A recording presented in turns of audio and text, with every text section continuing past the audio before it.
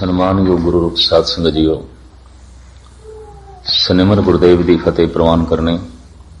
वाहिगुरू जी का खालसा, वाहिगुरू जी की फतेह।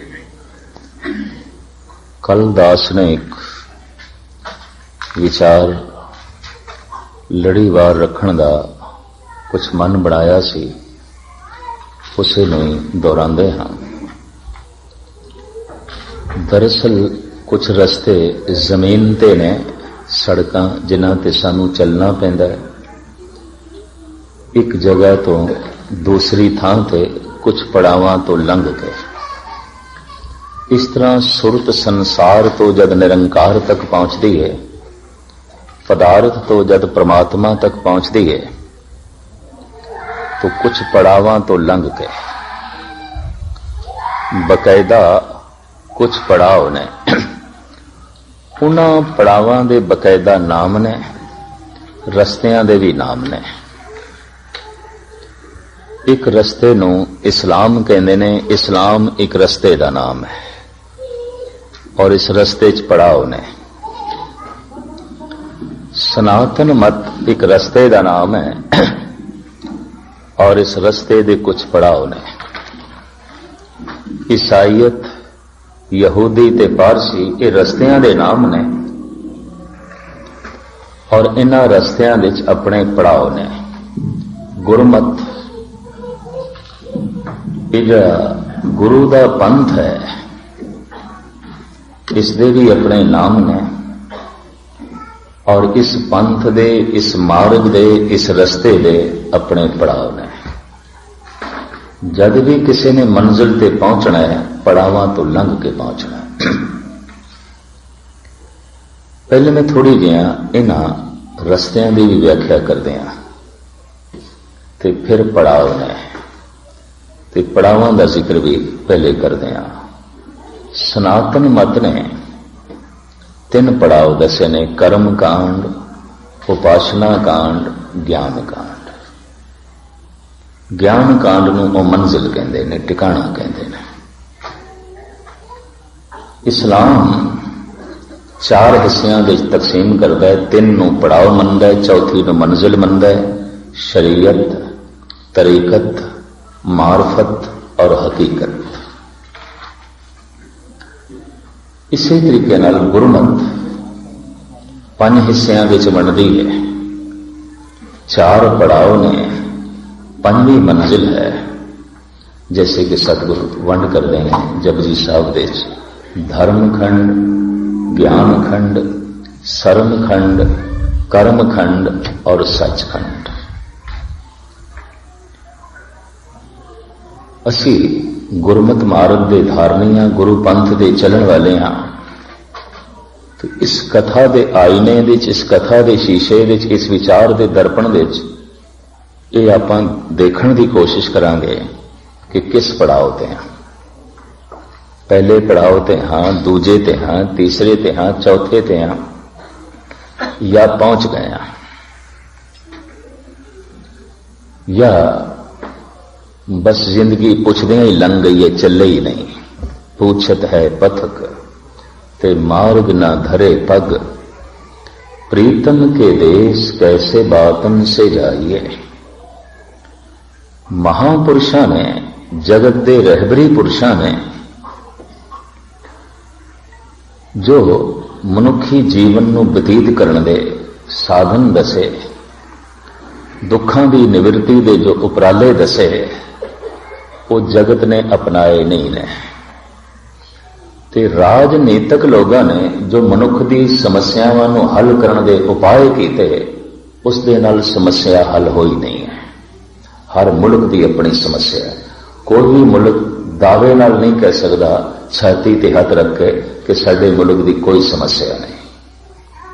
कुछ न कुछ समस्या है, किधरे आर्थिक समस्या है, किधरे सामाजिक समस्या है, किधरे राजनीतिक समस्या है। और इन्हां समस्यावां नूं सुलझाण दा, हल करन दा राजनीतिक लोगों ने दावा किया होया है, लेकिन हर मुल्क दे विच समस्यावां मौजूद ने। समस्यावां हल नहीं होना। महापुरुषों ने जो हल दसिया वो जगत ने कबूल नहीं किया। राजनीतिक लोगों ने जो हल दसिया उस नाल हल होया नहीं। जो समस्यावां का समाधान पेश किया एकाग्रता बख्श ने, मैनू थोड़ा जिहा रिपीट भी इस वास्ते करना पैंदा, कीर्तन नूं किसी थां तो भी सुन सकते हैं। कथा की एक लड़ी आउंदी है, जिसने शुरू तो कुछ नहीं सुनिया, बाद विच यकीन जानो उसके पल्ले कुछ नहीं पेगा। एक तक लड़ी है, किसी थां तो आरंभ करनी, किसी थां संपूर्ण है। इस वास्ते चरणा च बिने है कि जदों आरंभ होवे उस समय तक पहुंचने की कृपालता करनी। महापुरुषों ने जो मनुख दीयां समस्यावां का जो हल दसिया, वो मनुख ने कबूल नहीं किया। और राजनीतिक लोगों ने जो समस्यावां का समाधान लभ्या, उस नाल समस्यावां हल नहीं होईयां। सारी दुनिया में समस्यावां नूं हल करने की जिम्मेवारी राजनीतिक लोगों को है। मुल्क नूं कोई चला रहे हैं, समाजिक जिंदगी के नियम कोई बनाते हैं, आर्थिक ढांचा कोई बनाते हैं, राजनीतिक नियम कोई बनाते हैं, लेकिन मसला तो हल नहीं होया। कोई मुल्क दावे नाल नहीं कह सकता कि साडे मुल्क विच कोई समस्या नहीं। किधरे परिवारक समस्या है, किधरे आर्थिक समस्या है, और किधरे राजनीतिक समस्या है। किधरे परिवार विच इंसाफ नहीं है, किधरे आर्थिक दुनिया विच इंसाफ नहीं है, और किधरे राजनीति विच इंसाफ नहीं है। ये बेइंसाफियां तुहानूं सारी दुनिया विच किसी न किसी पद्धर ते मिलणगियां। समस्यावां दा हल नहीं होया।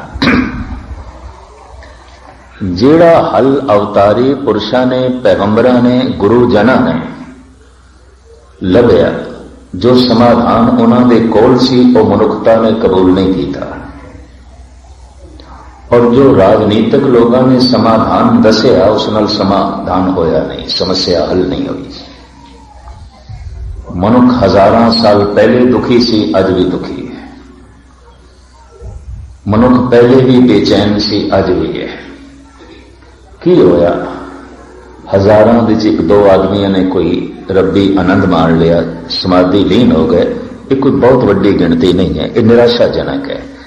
ये बिल्कुल मायूस कुन हालत है कि 1000 बूटे लगाए जान एक बगीचे विच, सिर्फ दोवां नूं फुल लगन, फल लगन, बाकी सुके सड़े मुरझा जान। तो ये जो दोवां नूं फुल लगे हैं, फल लगे हैं, इस ते कोई खुशी जाहिर करांगे असीं? नहीं, वो जो सैकड़े मुरझा गए। की होया? लखां करोड़ां दे इकट्ठ विच अज दुनिया की जिहड़ी आबादी है, इहदे च उंगलियां ते गिणे जाण वाले वो पुरुष हो सकते हैं जो समाधि लीन ने, परम आनंद माणदे ने, जिन्हां दे मन दे टिकाव है, सुकून है। कोई बहुत वड्डी तादाद नहीं है, बहुत वड्डी गिणती नहीं है। मनुख दुखी है, छोटा दुखी है, वड्डा दुखी है, मूर्ख दुखी है, सियाणा दुखी है, निर्धन दुखी है, धनवान दुखी है, अनपढ़ दुखी है, पढ़ा लिखा दुखी है, सब दुखी है। हजारां साल पहले भी मनुख दुखी सी, अज भी दुखी। कारण क्या मनुख दुख लई जन्म लेंदा है? क्या मनुख सिर्फ दुख भोगण लई आया है? कतई नहीं। मनुख ते परम आनंद माणन लई आया है। ये जो मनुखा तन इसनों मिले है, ये परमात्मा की प्राप्ति वास्ते मिले है। कि परमात्मा की है आनंद, परमात्मा की एक खुशी, परमात्मा की एक प्रकाश, परमात्मा की एक रस मनुख के कोल ते नहीं दिखाई देता। ना रस है, ना खुशी है, ना खेड़ा है, ना आनंद है। जे कहिए इस कोल परमात्मा है तो इसके अर्थ हो ये कोल आनंद है, ये कोल सदीवी खुशी है, ये कोल खेड़ा है, इसके कोल सरूर है, इसके कोल मस्ती है। तो ऐसा तो दिखाई नहीं देता। महापुरुषों ने जो समाधान लभ्या, वो किसी भी मनुख ने कबूल नहीं किया। मैं फिर अर्ज करा, करोड़ों कोई 2-4 हो गए, ये कोई बहुत वड्डी गिनती नहीं है। और राजनैतिक लोगों ने जो समाधान दसे इस नाल समस्या हल नहीं हुई। हर मुल्क की अपनी समस्या, किधरे कोई समस्या किधरे कोई समस्या है। पहले मैं ये दसा कि महापुरुषों ने किहड़े समाधान पेश किए, राजनैतिक लोगों ने किहड़े समाधान पेश किए ने खुद तुसी स्टडी कर लो। हर मुल्क की आखिर राजनीतिक नियम बने हुए हैं, विधान बने हुए हैं, कॉन्स्टिट्यूशन जो है बकायदा बने हुए हैं। क्या उसके मुताबिक मनुखता सुखी हो गई? क्या उसके मुताबिक मनुख को परम आनंद मिल गया? क्या उसके मुताबिक सदीवी खुशियां ते खेड़े मनुख की झोली च पै गए हैं? कतई नहीं। और इन्हां राजनीतिक लोगों ने की खेड़े देने ने, ये खुद रो रहे हैं, ये तो खुद बेचैन ने। जो आंकड़े पेश ने, दुनिया के 70% राजनीतिक रात को नींद दियां गोलियां खा के सौंदे ने, उन्होंने नींद नहीं पैंदी। बाकियां नूं की खाक नींद देंगे? ये तो इतने बेचैन ने, ये तो खुद इतने परेशान ने, ये तो खुद इतने गमगीन ने। पर बदकिस्मती है, अखबारां दे उत्ते, टीवी दे उत्ते, रेडियो ते यही राजनीतिक छाए हुए ने सारी दुनिया दे। इन्हां दी गल है, इन्हां दी चर्चा है, खबरां दे यही ने, यही मनुख के जहन ते छाया हुआ है। दूसरे नंबर ते खबरां दे चोटी दे धनवान ने, धर्म की तो कोई गल ही नहीं है। यह भी मैं अर्ज करा, धर्म की चर्चा कोई अखबारां च नहीं, धर्म की चर्चा कोई रेडियो दे च नहीं, धर्म की चर्चा कोई टीवी ते नहीं है। होया कोई कद बंदा धर्म मंदिर आ गया तो माड़ी मोटी किधरे गल सुन ली, इस तो बिना तो कुछ भी नहीं है। चारों पासे जिहड़ा माहौल है राजनीतिक है, मनुख इस तो प्रभावित है।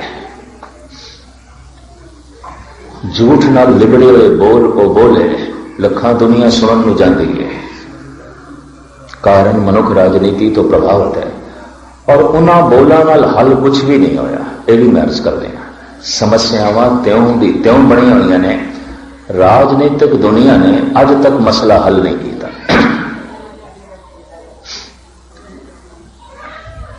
धर्म ने जो मसला हल किया है, जो समाधान पेश किया है, जो दवाई अगों रखी है, ये मनुख ने कबूल नहीं की। तो तुसी आखोगे धार्मिक पुरुषों ने केड़ी दवाई पेश की है, वो मैं थोड़े सामने रखा। प्रथम सनातन मत तो ही गल रखी है, जिन्होंने, चूंकि पुराना धर्म 5000 साल पुराना, बौद्ध धर्म गालबन 2500 साल पुराना, ये ईसाईयत गालबन 2000 साल पुरानी, इस्लाम गालबन 1400 साल पुराना और सिख धर्म गालबन 550 साल पुराना। इनका जो नवीन धर्म है, वो जो सब तो पुराना धर्म है, वो कहता है मनुख दियां सारियां समस्यावां का समाधान ज्ञान है। ज्ञान की प्राप्ति आनंद की प्राप्ति है, ज्ञान की प्राप्ति सुख की प्राप्ति है, ज्ञान की प्राप्ति वास्तविक है, हकीकत ते सच्चाई की प्राप्ति है। और उन्होंने कहना सी कि सारे दुख संताप अज्ञान तो पैदा होते हैं। पता चल जाए ये जहर है तो त्यागदियां देर नहीं लगती, पता ही नहीं है। जहर नूं मनुख अमृत जान के पान कर जाता है। जैसे कि कबीर भी कहते हैं, कबीर नींब भयो आंब, आंब भयो नींबा, केला पाका झार, नारियल फल सेबर पाका, मूरख मुगद गवार। कौड़ी निम्न, निम का फल बड़ा कौड़ा होता है। करीबन इंडिया के हर प्रांत निम पैदा होती है, बड़ी कौड़ी, इसका फल बड़ा कौड़ा। पर कबीर कहते मनुख ने उसनों अंब का फल जान के ग्रहण कर लिया, खा रहा है। तो जो मिठा अंब है उन्होंने निम का फल जान के त्याग रहा है। नीम भयो आंब, आंब भयो नींबा, केला पाका झार। पक्का केला स्वादी मिठा, उन्होंने जंगली झाड़ियां का फल समझ के सुट रहा है। ते जंगली झाड़ियां दा कौड़ा कसेला फल अपनी झोली च पा रहा है। नारियल फल सेबर पाका मूर्ख मुगद गवार। मनुख ऐसा मूर्ख है, ऐसा मुगद है, ऐसा गवार है कि जो नारियल का फल स्वादी है, पौष्टिक है, गुणकारी है, उन्होंने सिमल का फल जान के परे सुट रहा है। तो जो सिमल का फल फिक्का किसी कम का नहीं, उन्होंने झोली च पा रहा है, ना कोई गुण ना कुछ। दरअसल कबीर ये कह रहे हैं कि मनुख सार्थिक नूं त्याग रहा है, व्यर्थ नूं झोली च पा रहा है। इस कारण करके दुखी है। व्यर्थ नूं झोली दे च क्यों पा रहा है? अज्ञान करके। ये निम नूं अंब क्यों समझ बैठा? अज्ञान करके, पता नहीं है। और ये अंब नूं निम जान के त्यागदा क्यों पिया? अज्ञान करके। भारत के प्राचीन ऋषि 5000 साल पुराने ऋषियों ने कह दिता, मनुख के सारे दुखों का मूल कारण उसका अज्ञान है। आप सुन के हैरान होगे, दुखों का मूल कारण इस्लाम ईसाईयत पाप दसती है, अज्ञान नहीं दसती। इस्लाम कहता है मनुख दुखी है इस वास्ते कि मनुख पापी है। लेकिन इस मामले इस सनातनी ऋषि अगे ने इस्लाम के मामले क्यों? अगर पाप करके दुखी है तो मनुख क्यों पाप करता है? फिर मसला खड़ा हो जाएगा अज्ञान करके। पाप दे फुल दे चों दुखां दे फल निकलते ने, लेकिन पाप दा बीज अज्ञान है, ना समझी, अज्ञान। तो ज्ञान की प्राप्ति, भगवान की प्राप्ति, उन्होंने नारा ला दिता वेद भगवान ने। ज्ञान भगवान, वेद ज्ञान, ज्ञान भगवान है, ज्ञान ईश्वर है। इस तरह जैसे चानना ही सूरज है, चानने की प्राप्ति ही सूरज की प्राप्ति है, ज्ञान की प्राप्ति ही भगवान की प्राप्ति है। तो क्या हिंदू जगत को ज्ञान है? सनातन मत नूं मनण वालियां को ज्ञान है? कतई नहीं। 5000 साल तक शूदरां लई इन्हां ने धार्मिक मंदिरां दे दरवाजे बंद रखे। 5000 साल तक इन्हां ने शूदरां लई विद्यालयां दे दरवाजे भी बंद रखे। शूदर पढ़ नहीं सकता, शूदर धार्मिक मंदिर विच जाके इबादत भी नहीं कर सकता। 5000 साल तक ये जुल्म ढांदे रहे। तो दूजे ते जुल्म ते मनुख अज्ञान करके ही कर सकता है, ज्ञान करके नहीं। क्योंकि दूजे ते कीता गया जुल्म समझ लो अपने ते कीता गया जुल्म है, रब्बी नियम है। तो दूजे के रस्ते च रोड़े बिछाएगा, तेनों भी हमवार रस्ते नहीं मिलणगे।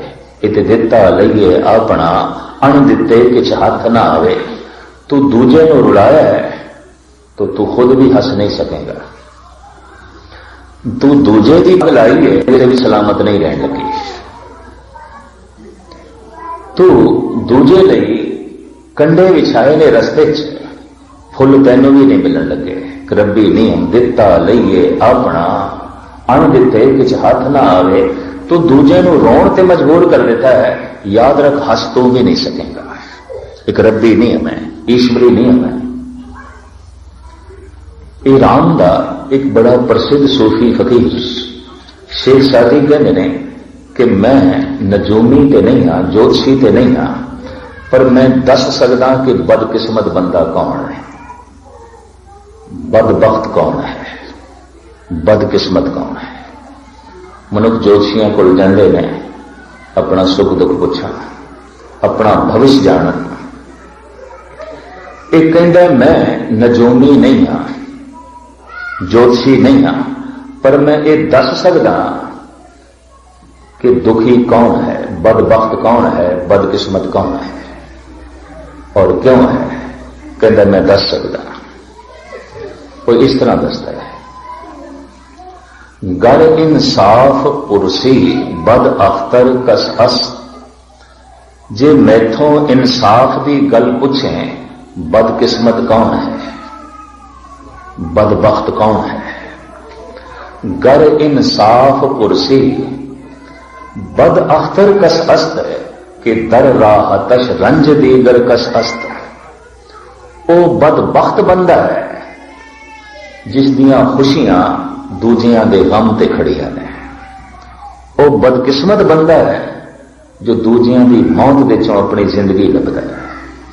वो बदबख्त बंदा है जो दूजियां दे नुकसान दे चों अपने नफे लभदा है, दूजियां दी बेइज्जती दे चों अपनी इज्जत लभदा है। वो बदकिस्मत बंदा है जो दूजियां दे हंजुआं दे चों अपने हासे लभदा है। नहीं मिलणगे इसको, ये हस नहीं सकेगा क्योंकि इसने किसी को रोण ते मजबूर किया है। मुश्किल है इसकी झोली च कोई नफा पै है क्योंकि इसकी किरत ने किसी का नुकसान किया है। मुश्किल है ये सिर ते पग सलामत रहे क्योंकि इसने किसी की पग लाई है। ये दिता लईए अपना अण दिते किच हाथ ना आवे। तू जो कुछ जगत की झोली च पावेगा पलट के वही वापस आंदा है। तू दूजे नूं रोण ते मजबूर किया है, हस नहीं सकेगा। ये दिता लईए अपना, पर तू दूजे की झोली दी खुशियां पाइयां ने, पलट के तेरी झोली च आणगे ते रब्बी नहीं। तू दूजे के रस्ते दे फुल बिछाए ने, तेनों भी रस्ते हमवार मिल जाणगे। पर जे तू दूजे के रस्ते च रोड़े बिछाए ने ते रस्ते साफ तेनों भी नहीं मिलन लगे। रोड़े तेनों भी मिलणगे, रोकां तेरे रस्ते च भी होणगियां। रब्बी नहीं हम, ईश्वरी नहीं हम। कमाल दी गल, ज्ञान भगवान है। इस तरह आखण वालियां लोगों ने 5000 साल तक धर्म मंदिरां दे दरवाजे ते विद्यालयां दे दरवाजे शूदरां ते बंद कीते। ते शूदर किसनों कहते सन? किरती नूं। जो पैरां लई जुत्ती बनावे शूदर, ते जिहड़ा सिर विच जुत्तियां मारे उहदी पूजा। जो तन ढकण लई कपड़े बनाए वो जुलाहा शूदर, ते जिहड़ा तिन्ने कपड़े ला के नंगा कर देवे उहदी पूजा।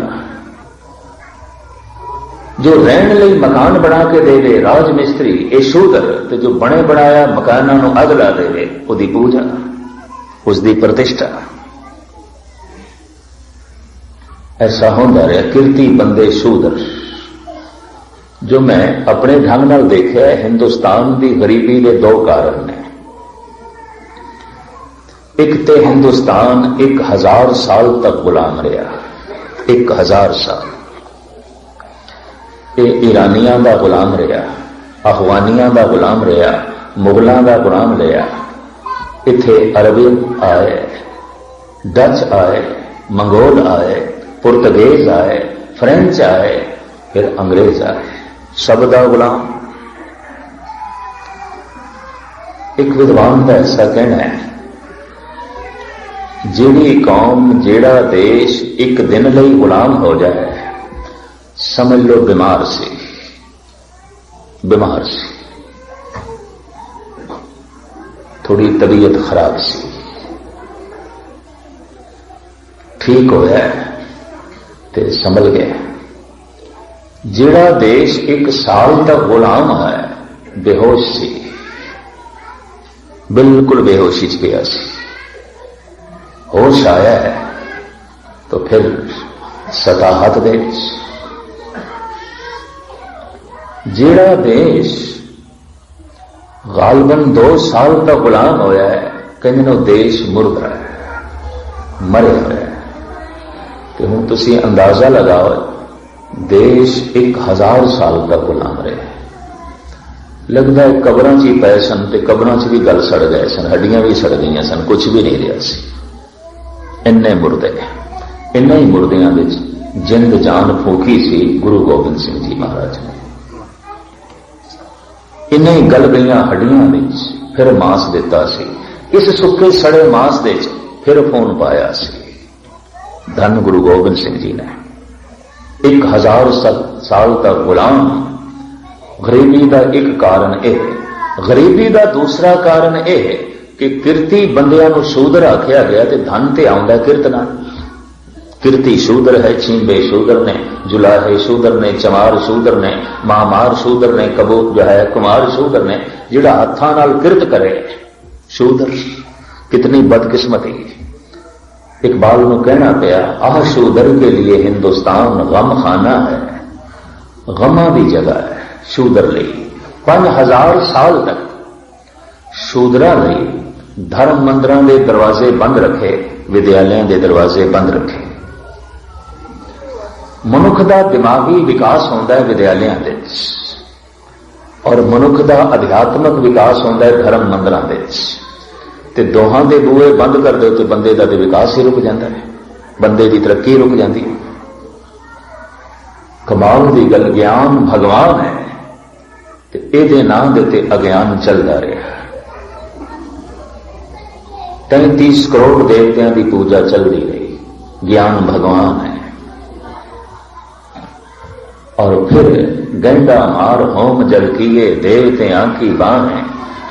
अज भी ऐसे मंदिर ने जिन्हां मंदिरां दे शराब चढ़ाई जाती है, और संडे बकरे कटे जाते हैं, और तिलक लाए जाते हैं खून दे, और शराब सारा दिन प्रसाद के रूप में दी जाती है। भैरव काल का मंदिर उज्जैन, काली का मंदिर कलकत्ते, और कुमखिया देवी का मंदिर गुवाहाटी आसाम। इस तरह के सैकड़े मंदिर ने। अज भी ज्ञान भगवान है तो ज्ञान के नाम से इतना अज्ञान चलता है। जो प्राचीन ऋषियों ने दिता वो आम लोगों ने कबूल नहीं किया। लईए इस्लाम नो,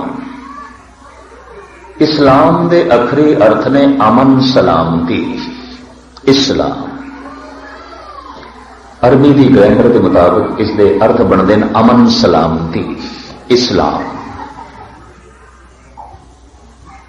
जब दो मुसलमान मिल जाए, सलाम अलैकुम, अस्सलाम अलैकुम, वलैकुम सलाम, वो पहला ही कहता है कि तू सलामत रहे, अमन दे नाल रहे। दूजा कहता है खुदा तेनों भी सलामत रखे, तू भी अमन। इतनी खाना जंगी सी अरब दे, भरा भरा दा वैरी, घरां दे घर खाली हो गए सन, खाना जंगी।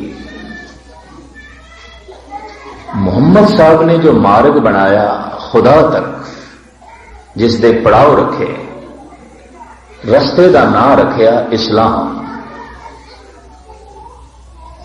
तू दूजे लिए अमन सलामती पैदा कर, खुदा तेरे लिए अमन सलामती पैदा करेगा। तू दूजे लिए बदअमनी पैदा ना कर, तू भी अमन नाल रह सकेगा। अगर तेरी होंद दूजे की सलामती खतरा पाती है तो याद रख सलामत तो भी नहीं रह सकेगा। तो रब्बी नहीं हम, एक ईश्वरी नहीं हम, ये तो रब्बी नहीं है। एक सूफी फकीर का इस बारे में बड़ा सुंदर कहना है, अज रहा चुनार के सलामत न कुनत। रस्ते विच आकड़ के न चल, इस ढंग नाल चल कि तेनों मजबूर होके कोई सलाम झुके ना, मजबूर होके तेनों मजबूर होके कोई सजदा करे। इस ढंग नाल आकड़ के ना चल, इस ढंग नाल प्रदर्शनी ना कर अपनी शक्ति दी, अपने धन दी, अपने रुतबे दी, या अपने जोबन दी। अज रहा चुनार के सलामत न कुनत, बाखलक चुना जी के कयामत न। खलकत दे इस ढंग नाल रह कि तेरे रहन दे नाल कयामत ना होवे। कई बंदे बंदे नहीं होंदे, बस चिनगारियां ही होंदे ने। जिथे बैठे भांबड़ बालणगे, जिथे बैठणगे लाणगे। वो मनुख नहीं होंदे, भांबड़ ही होंदे। वो मनुख नहीं होंदे, चिनगारियां ही होंदे ने। जिथे बैठे शोले भड़कणगे। जिस परिवार विच बैठणगे, परिवार को बिखेर के रख देंगे। जिस भाईचारे च बैठणगे, तोड़ के रख देंगे। जिस दो मित्रां विच बैठणगे, मुश्किल है कि दोस्ती रह सके। उन्हां दा कम है चिनगारियां छिना, उन्हां दा कम है अग लाई जाना। तो फकीर कहता है, अज रहा चुनार के सलामत न कुनत, बाखलक चुना जी के कयामत न कुनत। दर मस्जिद गर रवि के चुना जौ के तुरा। जे तेरे अंदर खुदा की इबादत करने का शौक पैदा होए ते तू आखे मैं जाना है मस्जिद दे। दर मस्जिद गर रवि, जे तू मस्जिद विच जाना है इबादत करना, खुदा का नाम लेना। दर मस्जिद गर रवि के चुना जौ के तुरा। दरपेश न ख्वानद ओ इमामद न कुनद। मस्जिद विच सब तो अगे अगे होने की कोशिश ना करी, इमाम बनने की कोशिश ना करी। भी सारे मेरे पीछे ही नमाजी हो, सब मेरे पीछे हो गए, खलकत सारी दी सारी मेरे पीछे हो गए और मैं सब तो अगे, मैं नंबर 1। अगर इस तरह का जज्बा कोई धार्मिक मंदिर विच भी ले जाए कि मैं नंबर 1, बाकी सब मैं तो पीछे है, ये तो हंकार है। गुरु घर की शायद इस वास्ते चरण धूल नूं मस्तक ते लाके आउंदे ने। मैं तो एक धूल खाक कुछ नहीं, मिट्टी खाक। पर जे कोई इत्थे भी आके ऐसा जज्बा दिखावे कि नहीं मैं नंबर 1 हाँ, बाकी सब मैथों पीछे है, दरअसल उसनों आन दे ढंग का फिर पता ही नहीं है। कबीर कहते ने हर है खांड रेत में बिखरी, हस्ती चुनी न जाए, कहो कमीर कुल जात पात तज चीटी होए चुन खाए। हरि दा नाम ते खंड है, पर संसार दे विकारां दी रेत विच बिखरिया गया है, वासनावां दी रेत विच बिखरिया गया है। हाथी की तरह जिहड़ा आकड़ के आउंदा ते सूंद मारदा है, शायद दाना ते एक खंड का पैंदा मिट्टी मूंह च बहुती पै जाती, स्वाद नहीं आता, रस नहीं आता। पर जिहड़ी कीड़ी है वो रेत विच बिखरे दाणियां नूं भी खंड के दाणियां च मूंह दे च पा लैंदी है, स्वाद माण लैंदी है। कीड़ी दी तरह कौन आया, कहो कबीर कुल जात पात तज। जात दा मान त्याग के, कुल दा मान त्याग के, धन दा मान त्याग के, जोबन दा मान त्याग के, प्रभुता दा मान त्याग के, सारे मान नूं त्याग के कीड़ी की तरह जिहड़े आ जांदे ने, रस मान के चले जांदे ने, स्वाद उन्हां दे मूंह विच पैंदा है। ये फकीर कहंदा कि किधरे मस्जिद विच जाण दा तेरा शौक है, इबादत करन दा, ते उत्थे सारियां नूं पछाणन दी कोशिश ना करी, इमाम बनन दी कोशिश ना करी। वो इमामद न कुनत, अमन सलामती इस्लाम। लेकिन यकीन जानो मुसलमाना ने जितना मुसलमाना का खून बहाया है, किसी होर ने नहीं बहाया। ये भी मैं अर्ज करते हैं, शिया ते सुन्नी मुसलमान साल दे साल लड़ते हैं और बड़ा खून बहाते हैं एक दूसरे का। मुहर्रम के दिनों पाकिस्तान के झगड़े हो जाते हैं, बांग्लादेश के झगड़े हो जाते हैं, अरब देशों झगड़े हो जाते हैं, हिंदुस्तान के झगड़े हो जाते, बड़ा खून खराबा होता है, एक दूजे को मारते हैं और इस्लाम के नाम पर लड़ते हैं, जब इस्लाम का मतलब है अमन सलामती। ईरान ते इराक की जंग ते सुन्नी मुसलमान की जंग सी। इराक सारा सुन्नी है, ईरान सारा शिया है। ईरानी सुन्नी नहीं है, शिया मुसलमान है। ये मोहम्मद साहब तो बाद दूसरा दर्जा हजरत अली नूं देंदे ने, जबकि सुन्नी हजरत मोहम्मद साहब तो बाद दूसरा दर्जा हजरत उमर नूं देंदे ने। थोड़े थोड़े मतभेद ने, बिल्कुल निके निके, और इतनी बड़ी दीवार खड़ी हो गई है कि शिया मुस्लिम, शिया ते सुन्नी नेड़े नहीं आ सकते। भयंकर लड़ाई होती है इन्हां विच साल दे साल। और गजब की गल यह है, इस तो इलावा और भी अनेका छोटे छोटे कारण हैं जिस कारण करके सदियां तो मुसलमान मुसलमानों का ही खून बहाते रहे हैं। तख्त पटना साहब दे एक उगे राजनीतिक ने साहिब गुरु गोबिंद सिंह जी महाराज के गुरपुरब से दो शब्द आखे हैं हिंदी जिस तरह के शब्द सन वे सन, हमारे देश की समस्याएं अधिक हैं क्योंकि हमारे देश में बहुत प्रकार के मजहब हैं, भिन्न भिन्न भाषाएं हैं, भिन्न भिन्न खान पान पहरान है। इसलिए और देशों की बनिस्बत हमारे देश की समस्याएं अधिक हैं। इस देते गालबन वो 1 घंटा बोलिया, कहता हिंदुस्तान दियां समस्यावां बाकी देशों नालों ज्यादा ने। क्यों? इस देश की भाषा एक नहीं है, बोली एक नहीं है। कोई बंगाली बोलता है, कोई पंजाबी बोलता है, कोई गुजराती बोलता है, कोई मराठी बोलता है, कोई तमिल बोलता है, कोई तेलुगु बोलता है, कोई मलयालम बोलता है, कोई हिंदी बोलता है, कोई उड़िया बोलता है, कोई बिहारी बोलता है, कोई असामी बोलता है। तो हुण आसाम दियां भी 7 स्टेटां हो गई, 7 भाषावां करके। आसाम की एक भाषा नहीं है, 7 भाषावां ने ते 7 स्टेटां बन गई ने। आसाम, अरुणाचल, मिजोरम, नागालैंड, त्रिपुरा, मेघालय, मणिपुर, ये सारियां भाषावां के आधार देते आसाम 7 टुकड़े हुए। ये 7 स्टेटां ने आसाम, मेघालय, अरुणाचल, मिजोरम, त्रिपुरा, नागालैंड ते मणिपुर, ये 7 सूबे ने। एक भाषा नहीं है, सब दी वख-वख भाषा। उड़िया है, मलयालम है, केरला दे मलयालम बोलते हैं, तमिलनाडु दे तमिल बोलते हैं, और आंध्रा दे तेलुगु बोलते हैं, महाराष्ट्र दे मराठी बोलते हैं, गुजरात दे गुजराती बोलते हैं, बिहार दे बिहारी बोलते हैं। कुछ प्रांत ऐसे ने जिथे हिंदी बोली जाती है, मध्य भारत, राजस्थान, यूपी। बंगाल दे बंगाली बोलते हैं, कश्मीर दे कश्मीरी बोलते हैं, और पंजाब दे पंजाबी बोलते हैं। उन्हें आख्या साडे देश दियां बहुत सारियां भाषावां ने, पर साडे देश का मजहब भी एक नहीं, वख-वख मजहब ने। साडे देश का पहरावा भी एक नहीं, अलग अलग पहरावा है। साडे देश का खान पान भी एक नहीं, खाने भी अलग अलग ने। बंगालियां का अलग, गुजरातियां का अलग, मद्रासियां का अलग, पंजाबियां का अलग। खाने तो पता चल जाता है किहड़े प्रांत का खाना है, फौरन पता चल जाता है। भारत के लंघ के जांदियां उस प्रांत का खाना।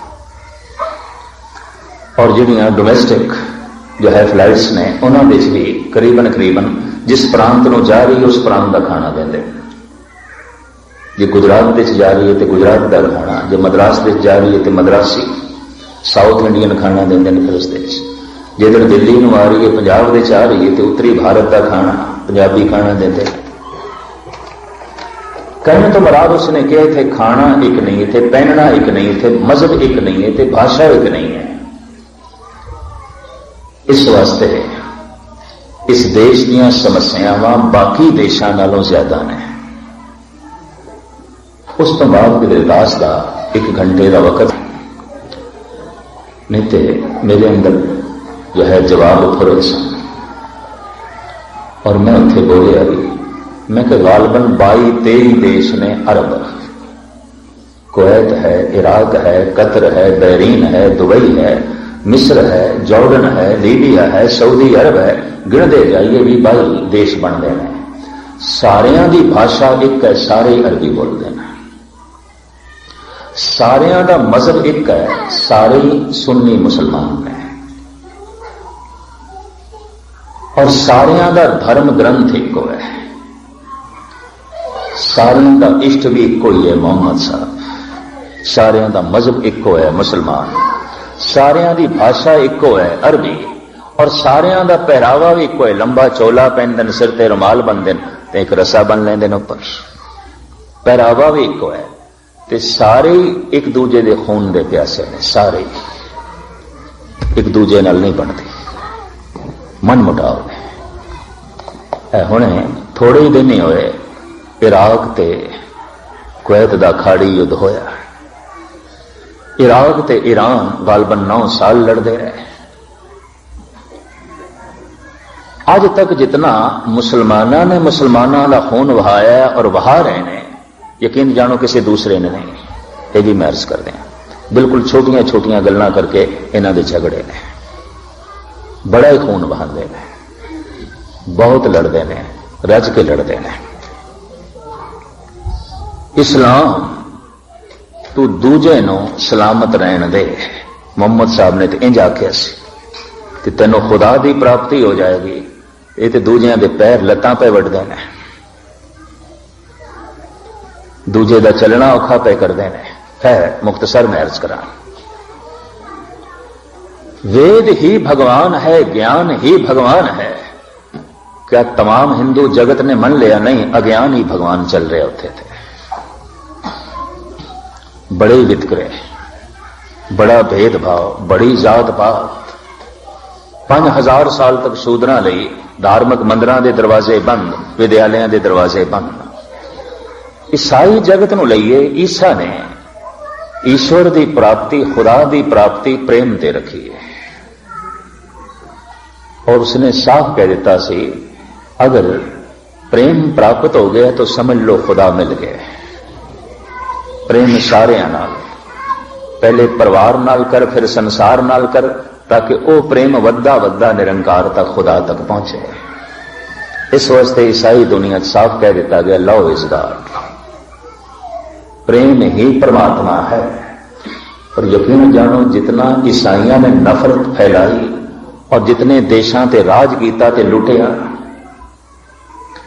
और इन्हां दी परिवारक जिंदगी की है, जो पिछले दिनी यूरोप की परिवारक जिंदगी ते मैनूं आंकड़े पढ़न नूं मिले ने, 45% शादियां टुट जांदियां, तलाक हो जांदियां। रिश्तियां विच कोई मजबूती नहीं, कोई पक्याई नहीं। तो रिश्ता कदों टुटता है? जब प्रेम नहीं है। मां बाप का बच्चियां नाल प्रेम नहीं, बच्चियां का मां बाप नाल प्रेम नहीं, पति का पत्नी नाल नहीं है, पत्नी का पति नाल नहीं है। रिश्तियां दे विच दराड़ आ गई है। ते जे परिवार दे विच प्रेम नहीं तो संसार दे विच की खाक होवेगा? किस तरह होवेगा? प्रेम तो उतों शुरू होना सी। लव इज गॉड, ईसा दे बोलां दी तजियां उड़ा के रख दित्तियां ने इन्होंने। कुछ भी नहीं, इस चक्कर च ना पैना। बैरूनी जिंदगी देख के ठीक है, आर्थिक उन्नति देख के किधरे बहुत प्रभावित ना हो जाना। अर्थ होवेगा, धन होवेगा, ईसा का दिता हुआ धर्म नहीं है। ये मैच कर दें, कोई नहीं है, बिल्कुल नहीं है। लव इज गॉड, प्रेम ईश्वर है। क्या है प्रेम? अद्धी तो ज्यादा दुनिया इन्होंने हथिया के रखी सी, राज कीता है। ते राज कीता कईयां नूं फांसियां ते चाड़ के, कईयां नूं कतल करके, कईयां नूं जोक तोक करके, कईयां नूं जला के, कईयां नूं मार के, एवें राज मिलदे ने। सारी दुनिया हथियाई ने, खूब लुटिया। जिथे गए उत्थे दे बाशिंदियां नूं पैरां थले लिताड़िया ते मारिया। एवें राज मिलदे ने, एवें मुल्क मिलदे ने। लव इज गॉड, प्रेम खुदा है। ते प्रेम दे नाम दे ते कितना जुल्म, कितनी नफरत, कितनी हकारत, कितना जुल्म ते तशद्दुद चलदा रहा। इस्लाम सलामती नूं पैदा कर, तेरी होंद बदमनी ना पैदा करे, तो यकीन जानो कदम कदम ते बदमनी मुसलमाना तो होई। ज्ञान ही भगवान है, कदम कदम तो त्यान देखण नूं मिलदा है। प्रेम ही खुदा है। प्रेम ते घर विच भी नहीं पिया मिलदा, बाहर की खाक मिलेगा, बच्चियां की दुनिया च भी नहीं मिलदा। अगां चलिए, गुरु नानक गुरु गोबिंद सिंह जी महाराज ने जगत की झोली विच जिहड़ी सौगात पाई, उसनूं आख्या सिखी।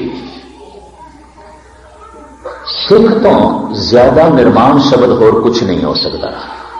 सिख का मतलब है कि मैं सीखना चाहना और मैं कुछ भी नहीं जानता।